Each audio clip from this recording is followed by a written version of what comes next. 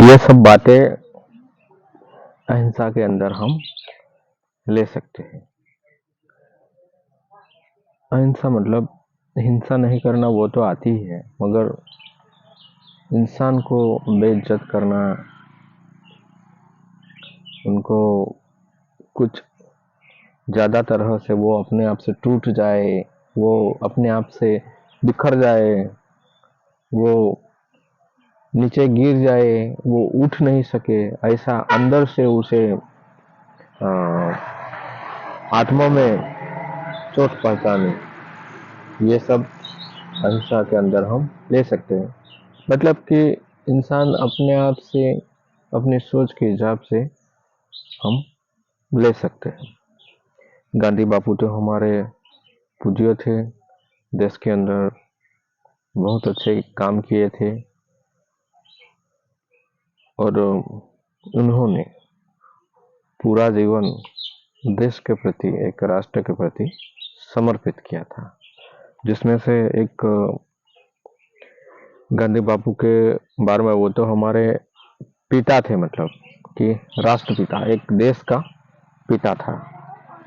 जो ये मेरे पास बुक है गांधी बापू की, सभी के पास होती है, स्कूलों में होती है और लाइब्रेरी में होती है।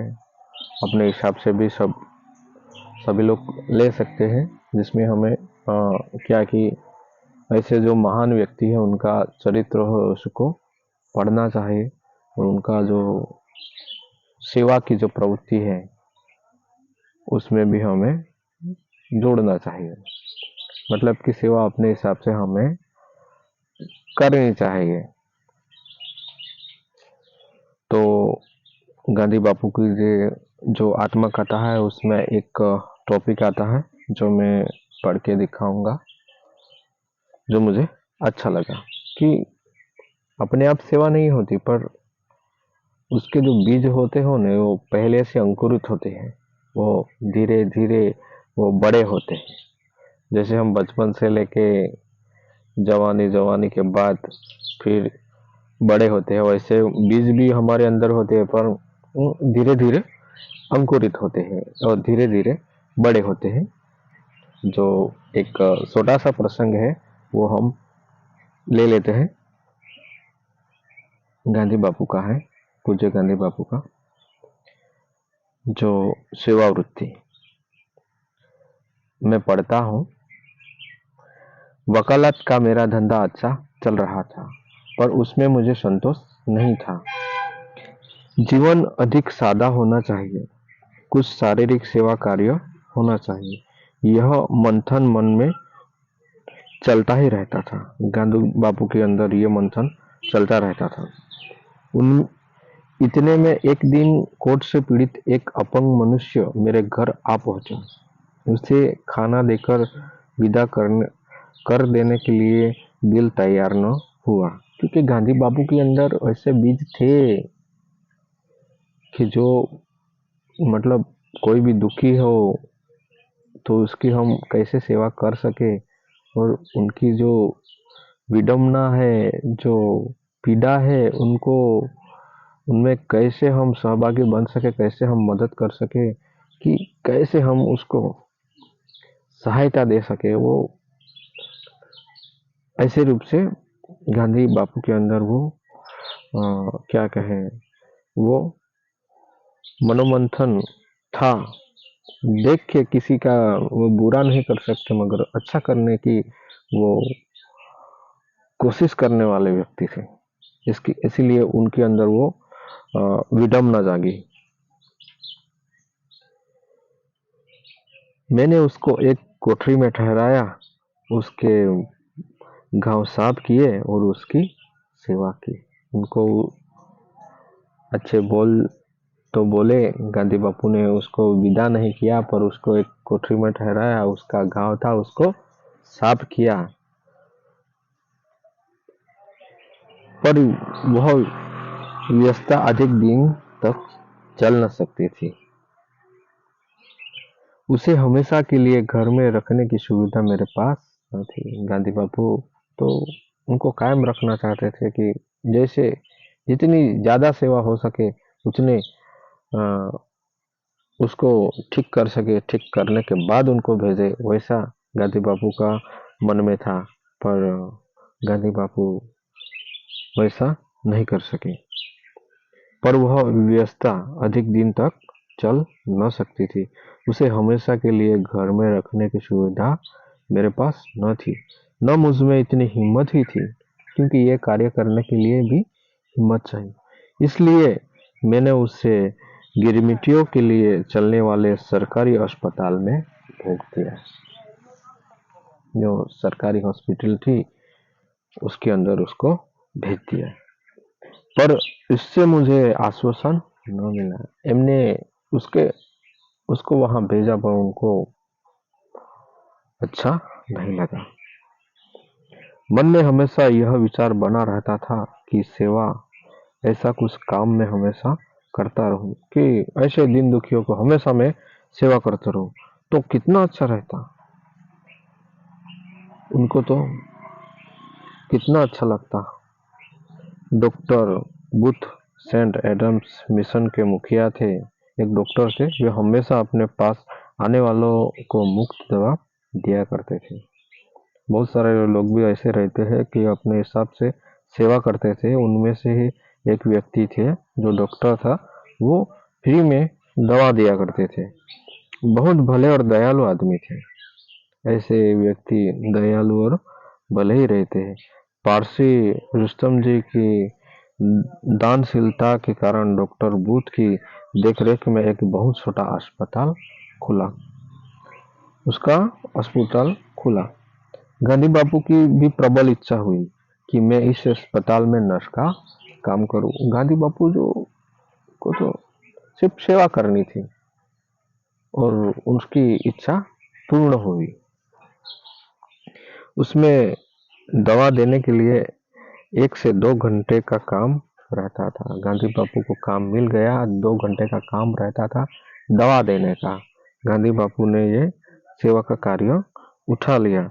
उसके लिए दवा बनाकर देने वाला किसी वेतनभोगी मनुष्य की अथवा स्वयं सेवक की आवश्यकता भी थी। मैंने यह काम उन्होंने स्वयं सेवक के रूप में काम किया। मैंने यह काम अपने जिम्मे लेने और अपने समय में से इतना समय बचाने का निर्णय किया। वकालत का तो मेरा बहुत सा काम तो दफ्तर में बैठकर सलाह देने, दस्तावेज तैयार करने अथवा झगड़ों का फैसला करने का होता था। कुछ मामले मजिस्ट्रेट की अदालतों में चलते थे, उतने में से अधिकांश विवादास्पद नहीं होते थे।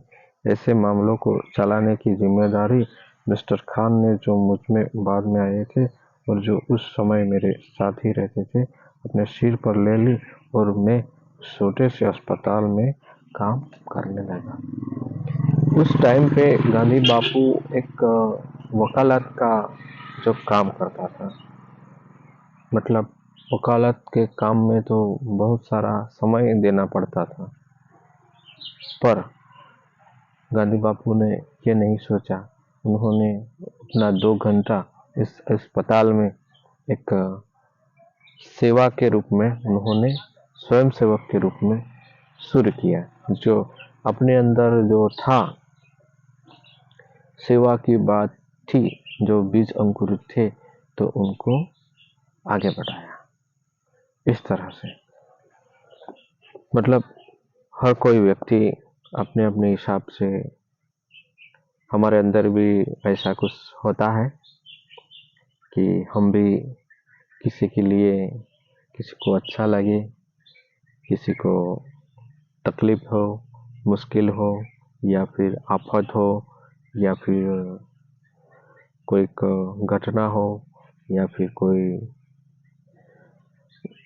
व्यक्ति बुरे वक्त में से गुजर रहा हो, तो उसकी हिम्मत को बढ़ा देना चाहिए। किसी को नीचे नहीं गिराना चाहिए।